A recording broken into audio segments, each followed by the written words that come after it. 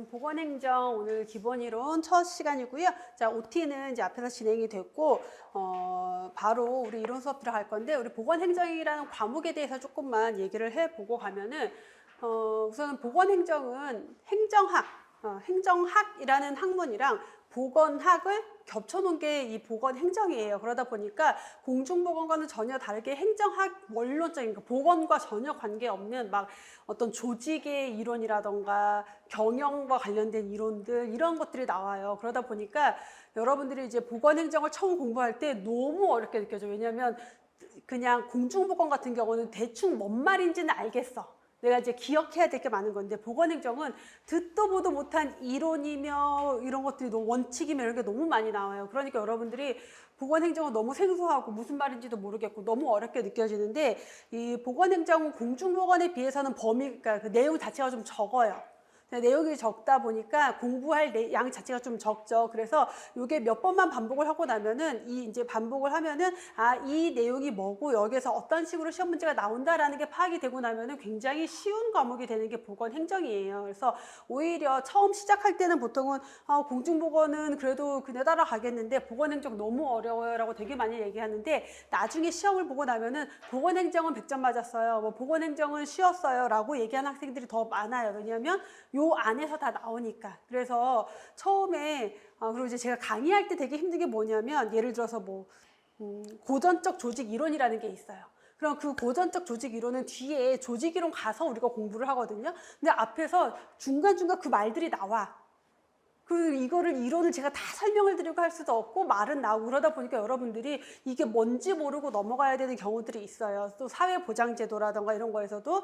그래서 특히나 한 번 그러니까 전체를 처음부터 막, 이거 도대체 무슨 말인지 모르겠어 하실 필요 없고 그냥 전체 내용을 쭉 공부를 한 다음에 다시 처음으로 들어가서 다시 봐보면은 이게 그거였구나 이런 게 굉장히 많을 거예요. 그래서 그걸 조금 감안하면서 보시면 되고 보건행정은 이제 1권과 2권 2개 3권 마찬가지로 1권, 2권, 3권으로 구분이 되는데 1권은 보건학과 관련된 행정 그러니까 행정 중에서도 보건에 대한 내용들이 1권에 들어가고요. 이제 2권은 완전 행정학 원론이 주로 들어가요. 물론 뒤에 보건에 대한 내용도 있지만 행정학 원론적인 게 주로 들어가고 그러다 보니까 공중보건과 반대로 여러분들이 뒤쪽 공부할 때 힘들어해요. 모르는 내용들이 너무 많다 보니까. 그래서 어쨌든 그렇게 구성이 되어 있고 3권에는 의료관계 법규가 공중보건과 보건행정 동일한 법규가 들어가 있는데 사실 동일하게 시험 문제 나오는 내용들이 있고 그래서 시험에 이론에 들어가 있어요. 근데 여러분들은 아마 보건행정 수업을 들으시는 분들은 보건직 준비하시는 분들이 대부분이고 그 다음에 보건연구사 준비하시는 분들은 보건행정 1권까지만 시험 범위로 제가 넣는다라고 했어요. 그래서 마찬가지로 여기에도 각각의 안에 법 내용들이 정리가 되어 있어요. 그러니까 그 정도만 보시면 돼요. 막 법을 몇 조 몇 항에 뭐 이런 것들이 다 파고 그럴 필요 없고 참고하시라는 차원에서 3권의 법규가 있으니까 그건 그냥 참고하시면 되고 그다음에 법은 또 계속 바뀌어요. 계속 개정해. 특히나 막 감염병 예방법 같은 것 경우는 계속 중간중간에 굉장히 많이 개정이 되거든요. 그럼 개정이 되는 거는 그때 제가 중요한 내용들은 이제 다시 알려드릴 건데 그러니까 법은 그냥 참고하는 내용이다 정도로 보시면 되고 3권에 마찬가지로 뒤에 이제 기출문제들 복원된 거 말고 공개된 기출문제가 있고요. 그 다음에 마지막에 세기이 있습니다. 그래서 세기는 여러분들이 모르는 단어 나왔을 때 그게 몇 페이지에 있는지 찾아보시라고 넣어둔 거니까 공부하실 때 참고해서 보시면 되고요. 그 다음에 이게 이제 2024년 걸로 나오긴 했지만 23년 거 보시는 분들은 상관없어요. 동일해요, 교재. 달라진 내용 없고 법규만 새로 개정이 된 개정 반영된 법규만 들어가 있는 거고요. 그래서 법규는 그 개정된 내용들은 다 학습자료실에 추록으로 다 올려드렸어요. 그러니까 추록 참고해서 보시면 되니까 2023년 교재에 있으신 분들은 24년 교재 굳이 사실 필요 없습니다. 그냥 보시면 된다라는 거 먼저 말씀을 드리고 자. 보건행정 그래서 우리 지금 기출 서울시가 문제가 보건직 같은 경우는 작년 2021년부터 시험 문제가 22년부터 시험 문제가 공개가 되고 있거든요. 그래서 22년, 23년 시험 문제는 서울시라고 제가 되어 있긴 하지만 여기 앞에까지는 서울시 거였고요. 여기는 그냥 보건직 공통이에요. 그래서 공통적으로 문제가 공개가 돼서 그대로 나오고 있는데 보시면 파트가 이렇게 그러니까 내용이 많이 분산되어 있지 않고 그러다 보니까 골고루 다 출제가 돼요. 골고루 출제가 되는데 그 중에서도 사실 제일 중요한 파트가 어디냐라고 하면은 그 파트 사회보장이랑 의료보장 파트가 아무래도 보건행정이라는 학문에서 제일 중요한 내용이다라고 볼 수가 있고, 여러분들이 조금 어려워하는 내용이 조직인사행정. 여기가 어려워요. 그래서 여러분들 이제 문제풀이, 단원별 문제풀이 할 때 약간 멘붕이 오는 상태가 여기예요. 근데 걱정하지 마세요. 다 이해시켜 드릴 거니까 걱정하지 마시고, 그 정도 간단하게 보시고, 원래 보건행정 이론이 되게 중요한 내용들인데 2023년에는 여기 출제 비중이 없었어요. 근데 전혀 상관없다라고 말씀을 드렸어요. 어디든 다 출제가 가능하기 때문에 뭐 어딜 빼고 보고 그럴 거는 없습니다. 그래서 보건행정, 그리고 공중보건이랑 보건행정이랑 겹치는 내용들이 있어요.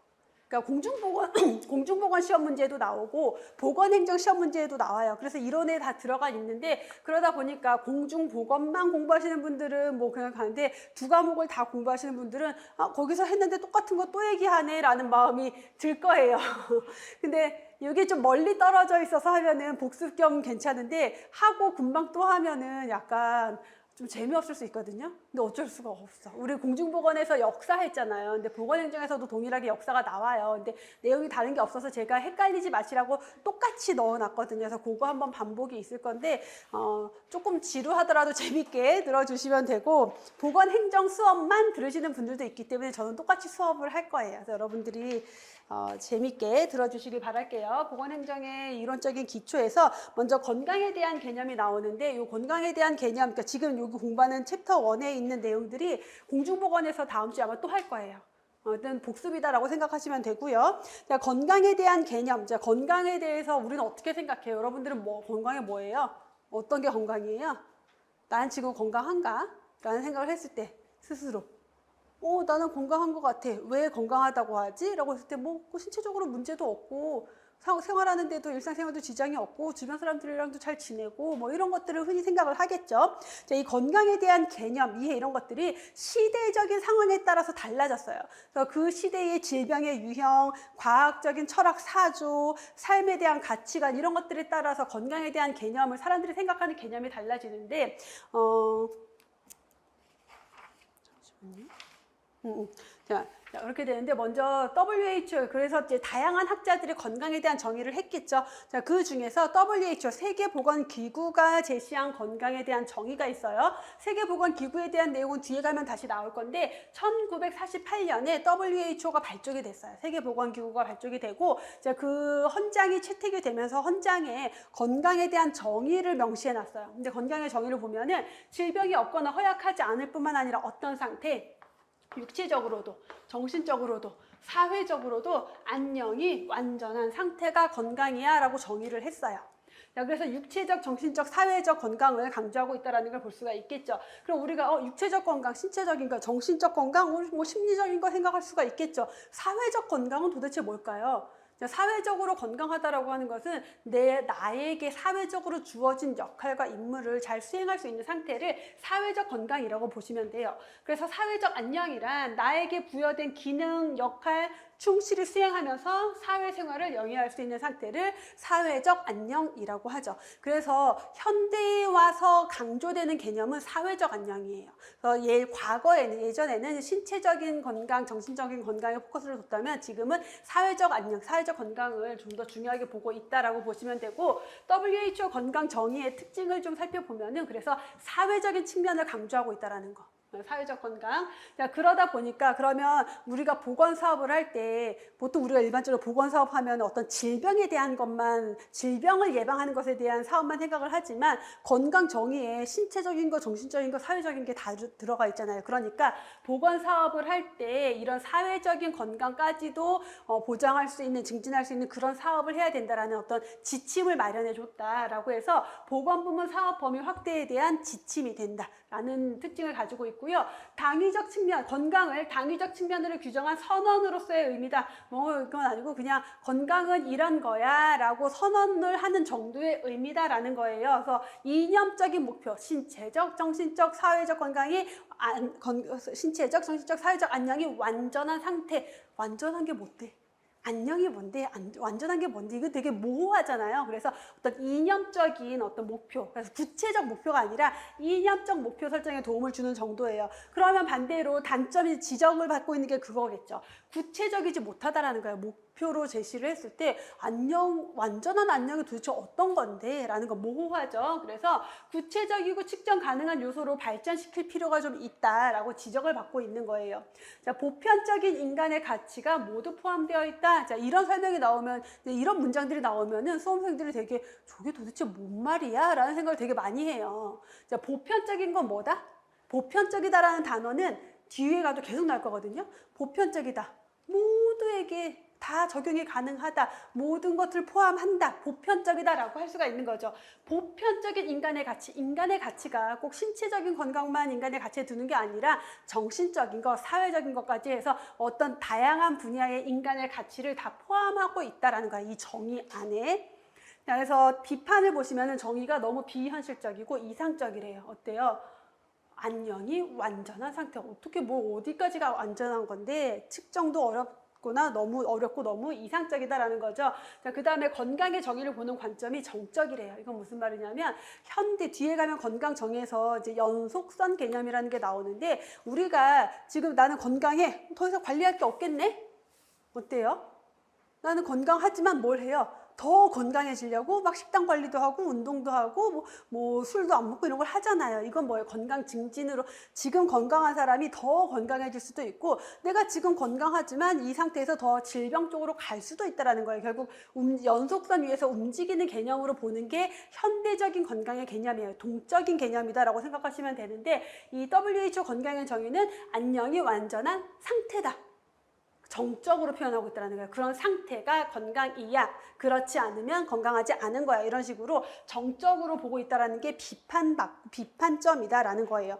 그래서 이 이후에 건강의 정의를 한번 수정을 하긴 하거든요.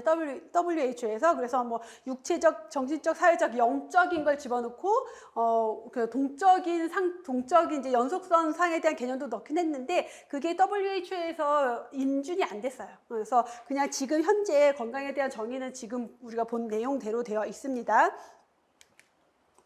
자, 그다음에 여러 학자들이 제시한 건강에 대한 정의가 있는데 아무래도 공중보건에서 조금 더 출제의 비중이 높긴 하지만 보건행정에서도 간간히 나와요. 그래서 동일한 내용이에요. 공중보건에 있는 내용과 동일한 내용인데 여러 학자들이 있는데 그 중에서도 보건행정에서 굳이 출제될 만한 가능성이 있는 학자는 베르나르, 파슨스 정도가 제일 중요하고요.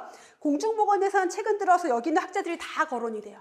그러니까 옛날에는 옛날 몇 년 전까지만 하더라도 보통은 뭐 베르나르가 항상 내부 환경의 항상성이 유지된 상태로 건강을 정의하는 사람은 누구냐. 그래서 그냥 베르나르를 고르는 문제로 출제가 됐었다면은 공중보건에서 최근의 출제 경향은 다음 중 건강의 정의, 학자와 건강의 정의 연결이 옳지 않은 것을 고르시오 해놓고 학자들을 다 적어놔. 내용 다 적어놓고 그렇게 크로스로 해놔. 그래서 문제 풀기가 더 어려워져요. 그러니까 명확하게 내가 알고 있지 않으면 문제를 쉬운 문제인데 풀 수 없는 상태가 될 수도 있다라는 거예요. 우선 베르나르랑 파슨 4번에 있는 파슨스 이 두 학자를 가장 중요하게 볼게요. 자, 베르나르라고도 하고 영어로 읽으면 뭐예요? 버나드잖아요. 그래서 시험 문제에 베르나르라고도 나오기도 하고요. 버나드라고 나오기도 해요. 그래서 이런 용어들 이렇게 다양하게 표현되는 용어들은 같이 좀 알아두시고 건강이란 외부 환경의 변화에 대해서 내부 환경의 항상성이 유지된 상태다. 호메스타시스라고 하는데 항상성이라고 하는 것은 변하지 않는 것. 내가 항상 그렇게 유지가 되는 것. 내 체온은 얼마예요? 36.5도 정도가 나의 체온이에요. 그럼 나는 항상 그 체온을 유지하고 있어요. 밖에 나갔는데 막 온도가 40도, 43도 막 그래. 그래도 내 체온은 36.5도 정도를 유지하고 있는 게 항상성이 유지되는 거고 그게 건강한 상태다. 근데 이 항상성이 깨지면 어떻게 되는 거예요? 내 체온이 이제 막 40도까지 올라가 버리는 거예요. 그러면 열사병에 이제 걸리게 되는 그런 문제가 되는 거죠. 그래서 건강에 대한 정의를 이렇게 항상성이 유지된 상태다라고 했습니다. 그래서 항상성이 깨진 게 건강이다. 건강할 때는 환경이 변하더라도 밖에 아무리 더워도 아무리 추워도 항상성이 깨지지 않는데 내가 건강하지 않을 때는 이 항상성이 결국은 깨지게 된다라는 거예요. 자, 와일리 건강이란 유기체가 환경 조건에 적응 외부 환경 조건에 적응해 나가는 게 건강이다 라고 정리한 게 와일리. 그래서 환경과의 관계를 언급을 했고, 해서 이 각 학자들의 특징적인 그 정의에서 가장 특징적인 포인트들을 잡아가시면 돼요. 이거를 문장을 우리가 다 외울 필요까지는 없고 그런 식으로 잡아가시면 되고, 지거리스트라고 하는 학자는요, 건강은 우리가 살고 있는 여러 환경 요소가 있겠죠. 그 안에서 내가 잘 견디고 생활 조건 안에서 잘 적응하면서 나의 내부의 기관, 내 안에 있는 기관들이 조화와 통일을 이루고 있는 상태가 건강이다 라고 정의를 했어요. 지거리스트. 자, 다음에 강조한 게 파슨스였죠. 자, 파슨스라는 학자는 건강이란 사회적인 역할과 임무를 효과적으로 수행할 수 있는 최적의 상태래요. 자, 어디랑 겹쳐요? 뭐랑 겹쳐요? 아까 WHO에서 신체적, 정신적, 사회적 안녕 강조하면서 현대에 와서 사회적 건강을 강조한다라고 했죠. 그 사회적 건강을 강조한 사람이 파슨스예요. 그러니까 당연히 중요하겠죠. 그래서 자, 사회적 기능, 사회적으로 주어진 역할, 임무 수행을 잘 수행할 수 있는 상태가 건강한 상태다라고 주장한 게 파슨스라는 학자입니다. 그래서 파슨스는 뭐라고 됐냐면, 사람들은 때로는 이 사회적 건강 상태에서 벗어나고 싶어 하기도 한다. 뭐냐면 그런 거 있잖아요. 왜 가끔 막 예전에 제가 병원 다닐 때 그 신종플루 한참 유행할 때 있었거든요. 그럼 신종플루 걸리면 일주일 격리여서 일을 못 하거든요. 너무 걸리고 싶은 거야. 사회적인 기능과 역할에서 벗어나고 싶은 거지. 너무 걸리고 싶은 거야. 가끔은 출근할 때 너무 출근하기 싫으면 저 차가 나도 살짝만 건드려주고 갔으면 좋겠는 거야. 그러면 출근 안 해도 될 것 같은 그런 마음도 사람들이 갖기도 한다라고 얘기를 했어요. 그래서 파슨스, 사회적인 건강. 자, 뉴먼. 자, 뉴먼이라는 사람은 진짜 그 단순히 질병만 없는 게 건강이 아니라 신체적으로도, 정신적으로도, 도덕적으로도 이 모든 면에서 최고로 발달하고 완전히 조화된 인간만이 진정한 건강자다. 과연 누가 건강할 수가 있을까? 그래서 우리 눈먼 건강이라고 기억을 합시다. 눈먼 건강. 누가 저렇게까지 건강할 수가 있겠어. 그래서 뉴먼, 최고로, 모든 것들이 최고로 발달하고 완전히 조화된 인간이 진정한 건강자다. 진정한 건강자는 있기 쉽지 않겠어요. 이 정도면은. 자, 뉴먼이었고요. 자, 윌슨. 자, 윌슨은 요거 신체 조건을 무관하게 취급했대요. 이건 뭐예요? 왜 우리 사지 육신이 멀쩡한데 방에 처박혀갖고 나오지도 않고 사람들과의 관계도 안 맺고 되게 막 우리 그런 사람들을 보면은 되게 불건강한 삶을 살고 있다라고 느끼고, 어떤 사람은 신체적 결함이 있어요. 뭐 다리가 없든 팔이 없든 그럼에도 불구하고 의족을 차고 등산을 하고 무슨 경기를 하는 사람들이 있단 말이에요. 그런 사람들은 신체적으로 결함이 있음에도 불구하고 건강하다고 생각을 하겠죠. 그런 건강을 주장한 게 윌슨이에요. 그래서 신체적 조건, 신체 조건을 무관하게 취급했다. 신체가 건강해도 건강하지 못한 사람이 있고, 신체가 건강하지 못해도 실제로 건강한 사람들이 있다라는 것. 자, 스미스라고 하는 학자는 4가지 개념으로 나눠서 설명을 했어요. 임상적으로 봤을 때는 질병이나 증상이 없는 상태가 건강이고, 역할 수행 개념으로 봤을 땐 당연히 역할을 잘 수행해내는 게 건강이겠죠. 적응 개념으로 봤을 때는 환경과 잘 상호작용해서 적응할 수 있으면 건강한 거고, 행복론적 개념에서의 건강은 뭐겠어요? 내가 행복을 느껴야 되겠지. 자아실현, 그러니까 안녕, 자아실현을 통해서 조금 더 높은 수준의 안녕을 추구하는 능력을 행복론적 개념으로 해서 건강을 정의를 했습니다. 자, 여기까지 보면은 다 그래서 건강은 이런 상태다 라고 얘기를 하고 있어요. 아까 뭐라 했어요? 건강은 현대에 와서는 동적인 개념으로 본다라고 했는데, 여기까지 보면 다 정적인 개념이야. 이런 상태는 건강이야. 이렇지 않으면 건강하지 않은 거야 라고 했는데, 던이라는 학자는 건강과 불건강의 연속선 개념을 제시를 해요. 자, 어떤 사람이 건강한 상태에 있어요. 자, 이 상태로 끝나는 게 아니라 더 열심히 건강 관리를 해서 최상의 건강으로 갈 수도 있고, 이런 사람이 어떤 자기 잠재력이 깨지거나 뭔가 나의 조화가 깨져서 불건강, 죽음으로 갈 수도 있다라는 거죠. 그래서 연속선 위에서 유동적으로 변화하는 상태로 건강을 설명을 하고 있어요. 자, 건강한 사람은요, 일상생활에 효율적으로 대처하고 기능하는 상태다. 그래서 끊임없이 건강 위해 요소들이 우리를 자극할 거예요. 그렇죠? 지금도 나가면 수많은 병원균들이 주변에 있을 거고요. 코로나 바이러스도 돌아다니고 있고 대기에 미세먼지도 있고 하지만 그럼에도 불구하고 내가 나의 잘 그런 그 기능을 수행을 하고 이런 거에 대처할 수 있는 상태가 건강이다라는 거고, 그럼 불건강한 상태는 뭐예요? 이런 외부 자극 요인, 위험 요인들에 대처하지 못하고 통합하지 못하는, 그래서 기능이 망가져 버리는 게 질병, 불건강한 상태고, 최적의 건강은 내가 어떤 결함을 가지고 있다 하더라도 그걸 극복해낼 수 있는 조금 더 증진된 건강이다라고 보시면 돼요. 그래서 일상생활을 결함이 있다 하더라도 일상생활을 유지할 수 있는 상태가 최적의 건강이다라고 설명을 하고 있죠. 그래서 던의 건강, 불건강 연속선 개념입니다. 자, 기본권으로서의 건강이라는 게 나오는데 여기는 그냥 여러분들이 우리 이제 다양한 법에서 건강에 대해서 이렇게 얘기를 하고 있구나 정도만 보고 가시면 돼. 이거 가지고 뭐 딱히 시험 문제가 나오거나 그런 거는 딱히 없었어요. 근데 뭐냐면은 대한민국 헌법이나 세계인권선언이나 WHO 헌장이나 또는 우리나라의 보건의료기본법에서 뭘 보장하고 있는 거냐면 여러분들이 건강할 권리를 보장하고 있어요. 국민은 건강할 권리가 있어요. 그걸 건강권이라고 해요. 건강할 권리가 있고, 그럼 국가와 사회는 그걸 지켜줘야 될 책임이 있다는 것을 법에서 명시를 하고 있다는 거예요. 그래서 대한민국 헌법에서 건강권에 보시면 제10조에서 모든 국민은 인간으로서의 존엄과 가치를 가지고 행복을 추구할 권리를 가진다. 기본적인 인권을 확인하고 이를 보장할 의무가 국가에게 있다. 그래서 인간으로서의 존엄과 가치를 가지고 행복을 추구한다는 것은 건강이 보장돼야지 이게 가능하다라고 볼 수가 있겠죠. 그래서 34조에 보면은 인간다운 생활을 할 권리, 그걸 위해서 국가가 사회보장, 사회복지 증진에 노력을 해야 되고요. 그다음에 뭐 이런 여기 신체장애자, 질병, 노령 등의 사유로 생활 능력이 없는 국민들 국가가 보호를 해줘야 된다라는 것, 재해 예방하고요, 위험으로부터 국민을 보호하기 위해서 노력해야 된다라는 게 국가의 의무라고 강조를 하고 있는 거죠. 그래서 내일 우리 태풍이 우리나라를 남쪽에서 북쪽을 이렇게 관통하는 게 처음이래요. 그러니까 정말 이렇게 우리나라 지도에 태풍이 진짜 이렇게 보통은 이렇게 옆으로 이렇게 지나가는데 이렇게 올라가거든요. 그래서 내일 조심해. 다행히 오늘 안 오고 내일 영향권에 들어와서 여러분들 내일이랑 모레 웬만하면 밖에 나가지 마세요. 안 나가는 게 상책이야. 아무튼 그런데 이런 것들에 대한 재해, 이런 것들에 대한 위험 국가가 지켜줘야 된다라는 거죠, 국민들을. 자, 건강권 35조에 또 보시면은 모든 국민은 건강하고 쾌적한 환경에서 생활할 권리, 이게 국민들의 권리, 우리의 권리인 거예요. 그러면은 국가는 국민의 환경 보전을 위해서 노력을 해줘야 된다라는 거. 그다음에 존엄 여성.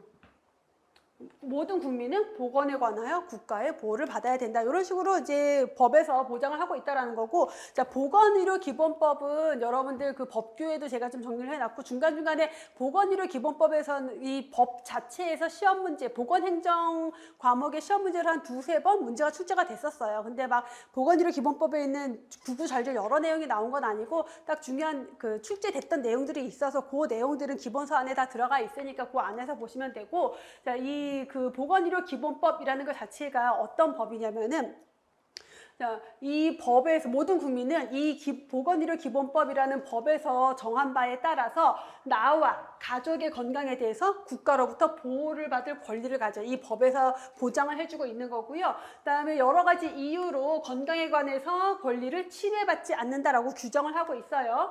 자, 그러면 국가는 보건의료 발전계획 수립해서 국민들의 건강을 보장을 해줘야 되고, 그다음에 평생 국민건강관리 사업을 통해서 다양한 보건의료 사업을 해야 된다라는 것, 이런 것들에 대한 규정을 하고 있는데, 자, 이 법의 제2조 보면은 이념이 있어요. 그래서 이념에서 보시면은 이 보건의료기본법은 보건의료를 통해서 사람들의 존엄, 가치 보장해주고 행복 추구할 수 있도록 해주고 건강한 생활 영위할 수 있도록 해주고, 자, 그걸 위해서 그걸 위한 여건을 조성을 해주고 보건의료에 대한 형평, 효율, 조화를 이룰 수 있도록 한다. 그래서 보건의료 산업이라는 게 있잖아요. 그럼 보건의료 자원이라는 게 한정되어 있기 때문에 막 무한정 모든 국민이 다 갖다 쓸 수는 없어요. 그럼 이게 골고루 골고루 분배가 되고 효율적으로 사용할 수 있도록 해야 된다라는 거고, 그걸 토대로 국민의 삶의 질 향상하는 것을 이 법의 이념으로 정하고 있어요. 자, 유엔의 세계 인권 선언에서도 보면은 건강권은 도달할 수 있는 가장 최고 수준의 신체적 정신적 건강을 향유할 권리다. 여러분들 이런 권리가 있는지 알았어요? 지금이라도 알아두시고 우리는 건강할 권리가 있다라는 거, 뭐 이거는 읽어보시면 되겠고, WHO 헌장도 보시면은 자, 얻을 수 있는 최상의 건강을 향유하는 것, 인간의 가장 기본적인 권리다. 이렇게 계속 건강할 권리를 강조하고 있어요. 그럼 정부는 국민의 건강에 대해서 책임을 져야 된다. 사회적 책임을 계속해서 강조하고 있죠. 그래서 기본권으로서의 건강 개념을 보시면은요. 자, 우리가 보통 이제 건강은 뭐 내가 알아서 관리해야 되는 거 아니야? 질병에 걸리면 나의 문제 아니야 라고 생각하지만 그렇지 않다. 사회 전체적인 어떤 구조 이런 것들이 건강에 영향을 미치기 때문에 건강권의 문제로 접근을 해야 된다라는 거예요. 뭐냐면 내가 아무리 건강관리해도 막 미세먼지가 밖에만 나가면 숨을 쉴 수 없게 미세먼지가 많아. 이거면 내가 개선할 수 있는 수준이 아니에요. 그다음에 담배를 펴서 폐암의 원인이 되는데 담배를 피고 있어. 그러면 국가는 국민들에게 이 담배 흡연의 흡연의 해로움을 교육을 시켜줘서 스스로 이게 해롭다는 걸 알고 금연이라는 걸 선택할 수 있는 기회를 제공을 해줘야 된다라는 거예요. 이런 것들이 국가의 책임이다라는 거죠. 그래서 이 건강권을 확보하기 위해서는 우선은 보건의료 자원은 한정돼 있다. 그러니까 국가가 이 한정된 보건의료 자원을 균형적으로 잘 배분을 해서 보건의료 기관에 대한 접근성도 높여줘야 되고요. 그 다음에 이런 환경오염, 산업재해 이런 것들은 개인이 해결할 수 있는 문제가 아니다. 그래서 사회의 책임성을 높여야 되고 꼭 필요한 필수적인 보건의료 서비스의 적절한 서비스의 양과 질에 대해서 형평성 제고, 골고루 분배될 수 있도록 정부가, 국가가 노력을 해야 된다라고 강조를 하고 있어요. 자, 건강과 질병에서 랄룬드 보고서가 나오는데 이 랄룬드는 여러분들이 시험 끝날 때까지 끊임없이 여러분들한테 계속 들릴 이름이에요. 굉장히 중요한 사람이고, 자, 랄룬드라고 하는 사람은 캐나다의 보건성 장관이었어요. 우리나라로 치면 보건복지부 장관이다라고 생각하시면 돼요. 캐나다 장관이었는데 1974년에 랄룬드 보고서가 발표가 돼요. 뭐 이 장관님께서 직접 보고서를 쓰진 않았겠지. 밑에 있는 이제 연구원들이 보고서를 발표했는데 이름은 자기가 가져가네. 그래서 랄룬드 보고서예요. 그래서 이 보고서에서 뭘 연구를 한 거냐면은 1974년이니까 1900년대 이제 중반 좀 넘어간 거잖아요. 자, 1900년대 초반에 의학기술이 막 발달하고 치료의학이 발달하면서 감염병에 대해서 어느 정도 우리가 정복했다라고 생각을 했고, 이제 인구의 수명은 더 늘어났고 막 했는데 뭐가 문제가 됐어요? 이제 만성질환들이 문제가 됐다. 그럼 도대체 이 감염병 같은 경우는 질병의 원인이 명확하게 딱 밝혀졌는데 만성질환의 원인은 도대체 뭘까? 왜 사람들이 이런 질병에 걸리고 이것 때문에 죽을까를 연구를 해봐. 연구를 쭉 했더니 사람들의 건강을 결정하고 사망에 영향을 미치는 여러 가지 요인들 중에서 가장 중요한 4가지 요인이 있더라. 그 4가지 요인이 유전적인 요인, 환경적인 요인, 생활습관, 그 국가의 보건의료 체계, 이렇게 4가지더라 라고 발표를 한 거예요. 그래서 지금까지도 이 4가지의 결정 요인, 이 4가지는 굉장히 중요하게 다뤄지는 내용이에요. 우선 유전, 여러분들 그 부모님을 잘 보세요. 그다음에 내가 엄마를 닮았나 아빠를 닮았나 좀 보세요. 신체적으로 봤을 때. 그 다음에 내가 아빠를 닮았어. 근데 아빠가 만약에 뭐 고혈압이 있어. 고혈압 나중에 40 넘으면 고혈압 올 가능성이 굉장히 높고요. 뭐 유방암 같은 경우도 유전적인 거 굉장히 많고, 당뇨병, 거의 대부분의 질병들, 만성질환들은 유전적인 요인이 굉장히 커요. 근데 유전적인 요인이 전부 다야, 유전적인 요인이 필연이야 라고 하면은 우리는 방법이 없어. 그래서 유전자는 어때요? 우리가 바꿀 수가 없잖아. 유전자를 바꿀 수는 없으니까 약간 감수성 요인 정도로 보는데 그래, 그러면 나는 우리 부모님을 보니까 당뇨병에 걸릴 위험이 좀 높겠어. 그러면 미리 젊을 때부터 당뇨병에 걸리지 않기 위해서 식습관도 관리하고 운동도 하고 체중 관리도 하고 이런 것들이 필요하겠죠. 환경적인 요인, 환경이 인구 집단의 건강에 미치는 영향은 굉장히 커요. 특히 환경이 오염돼서 중금속이나 이런 것들, 뭐 수질이 오염됐거나 토양이 오염됐거나 그럼 그 지역 주민 전체에게 중금속 중독에 대한 굉장히 큰 건강 문제를 일으키죠. 그래서 이런 것들 환경적인 요인이 있고, 생활습관 어때요? 사실 현대인의 질병, 만성질환의 거의 원인의 가장 많은 부분을 차지하는 게 생활 습관이죠. 나의 식습관, 그다음에 뭐 여가 활동, 뭐 신체 활동, 음주, 흡연 같은 기호성 있는 것들, 이런 것들 가장 중요하고, 그 국가의 보건의료 체계. 여러분들이 건강검진 한번 받으려고 하는데 막 검진 비용이 100만 원이야. 그럼 매년 받을 수 있겠어요?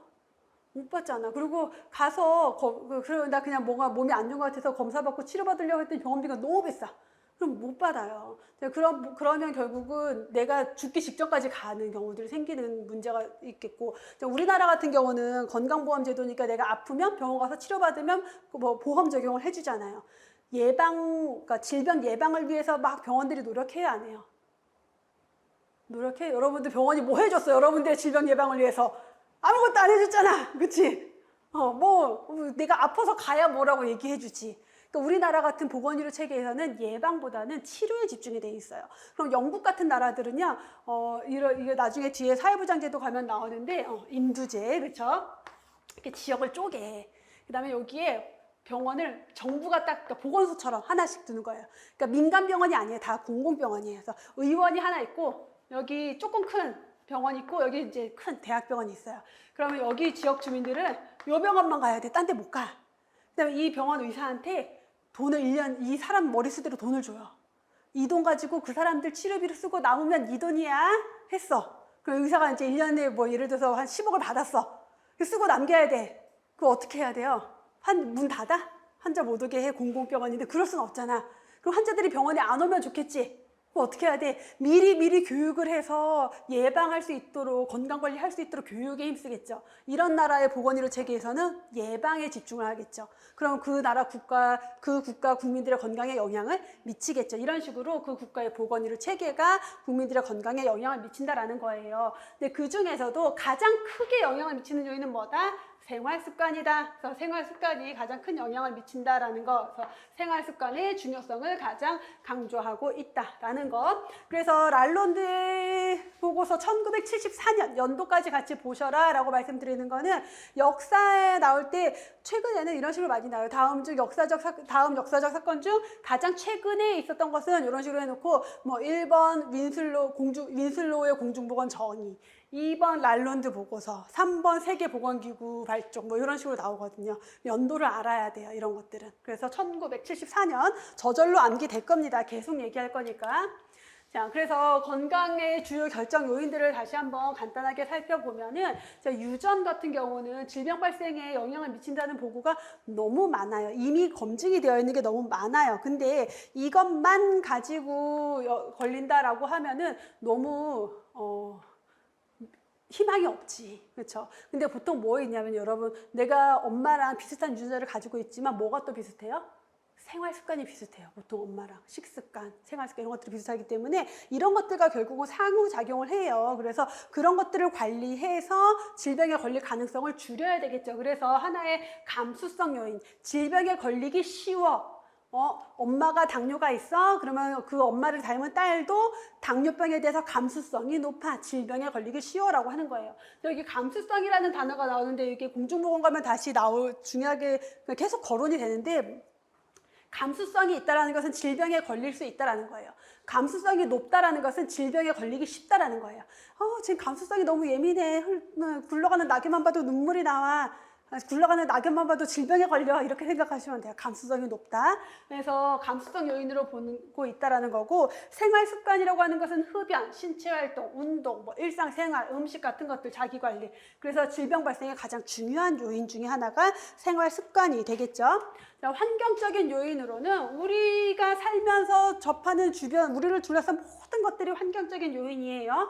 생물학적인 환경, 물리화학적인 환경, 사회적 환경으로 나눠볼 수가 있는데, 생물학적인 환경이라고 하는 것은 우리 눈에는 보이진 않지만, 제가 지금 이걸 잡고 있지만 사실 여기에도 얼마나 많은 세균이 있겠어요. 그렇죠? 이런 데들, 화장실 문, 뭐 지나가는 길, 엘리베이터, 뭐 버튼 누르는데 다 사실 세균이에요. 이런 것들이 다 생물학적 환경이다. 그래서 병원체 또는 질병을 전파시키는 매개체, 이 매개체는 뭐냐면 모기, 벼룩, 진드기 이런 것들 얘기하는 거예요. 물리화학적 환경은 날이 너무 더워. 요즘 막 이렇게 폭염 때문에 밭일 하다가 열사병으로 돌아가시는 분들 있잖아요. 이게 고열장애라고 하거든요.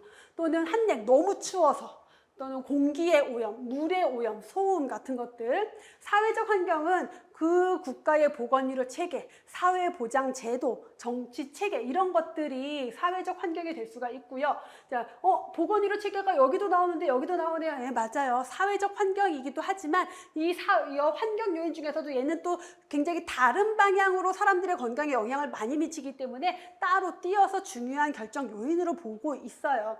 그래서 그 국가의 정치 체계, 사회 경제적 상태에 따라서 그 나라의 보건의료 체계의 유형이 다 달라지거든요. 예를 들어서 미국 같은 경우는 철저한 신자유주의, 자유주의를 표방하는 국가이기 때문에 이런 그 건강보험이나 이런 것들이 국가가 하는 게 아니라 다 민간보험이에요. 그러니까 우리나라로 치면 삼성생명이나 뭐 현대회사나 이런 데가 다 보험을 하는 거예요. 알아서 가입하고 뭐 해야 돼요. 그러다 보니까 보험 가입을 못해도 국가가 책임을 져주지 않는 그런 게 있어요. 우리나라는 뭐 사회보험제도를 있고, 영국 같은 경우는 굉장히 보편적인 그 사회보장제도를 강조하는 나라이기 때문에 모든 국민이 무상의료, 공짜야. 병원비 하나도 안 내. 갔다 오면은 집에 가라고 교통비 줘요, 병원에서. 여러분들이 혹시라도 너무 부럽지? 대신 세금이 소득의 40%야. 여러분 이거 나중에 사회보장제도 가면 제가 하는데, 그게 뭐가 더 좋을까에 대한 고민을 조금만 해보면은 세금을 많이 낸 다음에 대신 교육도 공짜로 해주고 의료도 공짜로 해주고 뭐 다 해줘. 그러면 내가 따로 실비보험도 안 들어도 되고 암보험도 안 들어도 되고 뭐 사교육비도 안 들어도 되니까 이게 더 좋을 수도 있는 거고, 또는 세금이 너무 많아서 그게 싫을 수도 있는 거고. 이건 사람마다 가치관에 따라 좀 다르긴 한데, 어쨌든 그 국가의 정치적인 어떤 가치관, 정치 체계에 따라서 그 국가의 보건의료 체계가 달라져요. 그게 국민들의 건강에 미친 영향이 굉장히 크죠. 그래서 국민들의 건강 수준이 제일 안 좋은 나라 중에 하나가 미국이에요. 병원비가 너무, 다 알죠, 여러분들. 많이 뉴스에 나오잖아, TV에 나오잖아. 병원비가 너무 비싸요. 보험에, 그러니까 안정적인 직장을 가지고 있는 사람들은 직장에서 보험 가입을 해주기 때문에 그게 되는데, 그렇지 않은 사람들은 보험 가입이 어렵고, 그다음에 민간 보험이다 보니까 막 그 진료 거부 또는 진단 거부 이런 경우도 좀 있고 그래요. 예를 들어 뇌종양인데 뇌종양 아니라고 막 우기거나 보험 안 해주려고. 아무튼 그게 결국은 뭐예요? 다 국민들의 건강에 영향을 미친다라는 거죠. 우리나라는 그래도 세계적으로 봤을 때 굉장히 건강보장제도, 이런 사회보장제도 중에서 건강보험제도가 꽤 잘 돼 있긴 해요. 다만 보장성이 조금 약한 부분이 있긴 해요. 본인 부담률이 높은 게 있고 비급여가 있고 뭐 그런 거는 뒤에 사회보장 파트 들어가면 나오겠지만, 어쨌든 그래도 나쁘지 않은 정도다. 그래서 요거는 뭐 한번 보시면 되겠고, 질병 발생 이론. 자, 질병에 사람들이 어떻게 걸리냐라는 걸 설명하는 모형인데, 역학적 삼각형 모형과 거미줄 모형과 수레바퀴 모형이 있어요. 자, 요 내용들은 여러분들이 공중보건 들어가면은 역학에서 할 거예요. 뭐냐면, 질병은 이렇게 해서 걸리는 거야. 그러면 질병을 예방하기 위해서는 뭘 해야겠구나. 이런 거 설명하는 모형이기 때문에 역학 파트 들어가면 또 나올 거예요, 얘가. 자, 역학적 삼각형 모형은 질병 발생의 생태학적 모형 중에 하나다. 그래서 생태학이라고 하는 것은 무언가 여러 가지 구성 요소가 상호작용하는 것을 생태학이라고 했어요. 근데 그 중에서도 질병 발생을 설명하는 데 있어서 병인과 숙주와 환경, 이 세 가지 요소의 상호작용으로 질병 발생을 설명을 해요.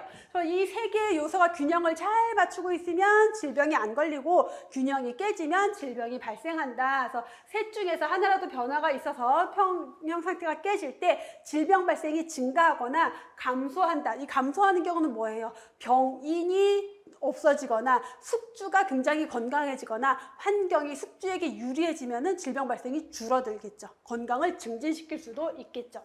자, 이 모형은 그래서 질병 발생의 원인이 되는 병원체, 병인이 무엇인지 명확하게 알고 있어야지 설명이 가능해요. 자, 예를 들어서 코로나19, 그러면 지금 코로나 바이러스가 되게 많은 상태인데 겨울이 돼서 이 바이러스들이 살기 좋은 환경이 됐는데 사람들이 예방접종을 안 해서 면역력이 없다, 그러면 발생이 증가할 수가 있겠죠. 이런 식으로 그래서 병원체를 명확하게 알고 있는 감염병을 설명하는 데는 적합해요. 근데 고혈압 설명될까요? 안 될까요? 고혈압의 병인이 뭐지? 고혈압 왜 걸리지?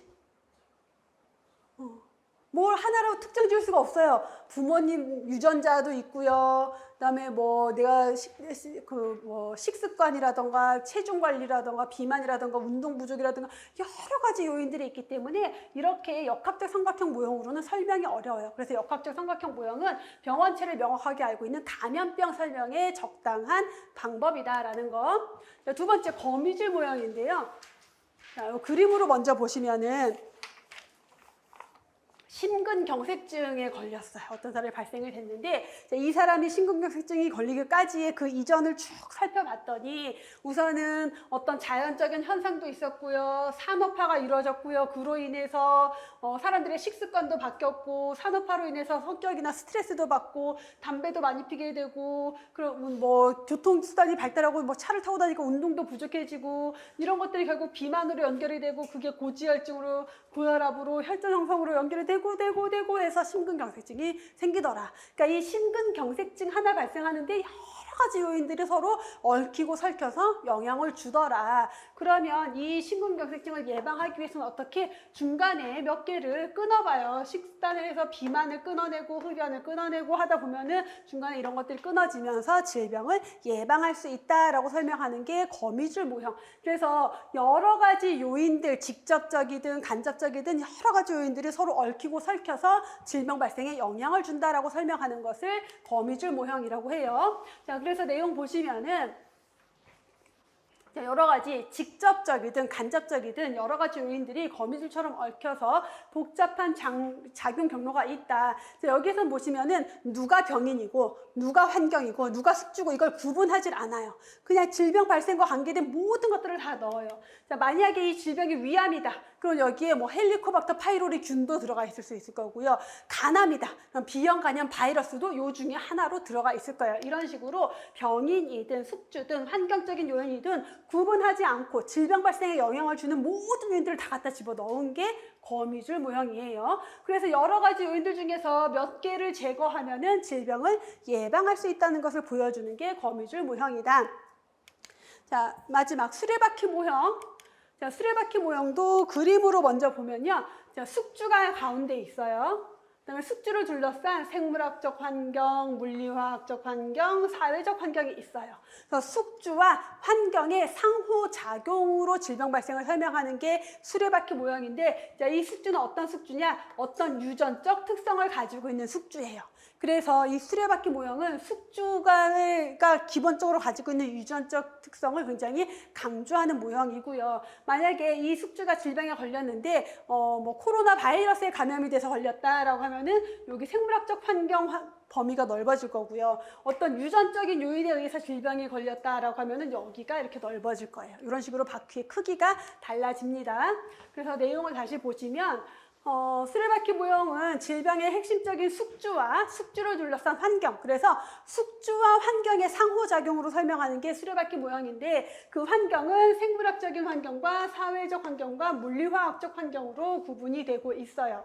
특징을 보면은 질병 발생의 다요인설을 뒷받침한다. 여기에만 나와 있지만 사실 우리 방금 전에 봤던 역학적 삼각형 모형이나 거미줄 모형이나 수레바퀴 모형이나 다 다요인설이에요. 그러니까 그 뒤에 생리학적 모형 가면 다시 한번 그 내용이 나올 건데 단일 요인설이라고 하는 것은 질병의 원인은 오로지 하나야 라고 하면은 단일 요인설이에요. 딴 거 다 필요 없어. 오로지 병원체 요인 하나만 질병을 일으키는 요인이야 라고 하면은 단일 요인설인데 역학적 삼각형은 병인도 있지만 뭐가 있었어요? 숙주도 있고 환경도 있죠. 얘네 세 개의 상호작용이죠.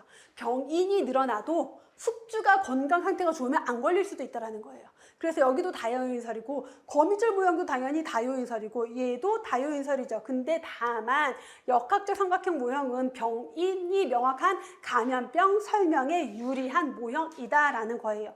감염병도 결국은 하나의 원인에 의해서만 걸리는 게 아니라 숙주 상태, 환경, 병인 이런 것들이 상호작용으로 감염병도 발생한다라는 거죠. 그래서 다요인설을 뒷받침하는 대표적인 모형이고 숙주 안에 유전적 요인이 포함되어 있다는 거. 환경으로는 생물학적 환경, 물리화학적 환경, 사회적 환경이 있고요. 숙주의 저항 능력을 중요한 요인으로 보고 있다. 뭐예요? 숙주가 있고 숙주 안에 유전적 요인이 있죠. 얘네가 탄탄하면 질병에 안 걸릴 수도 있다는 거예요.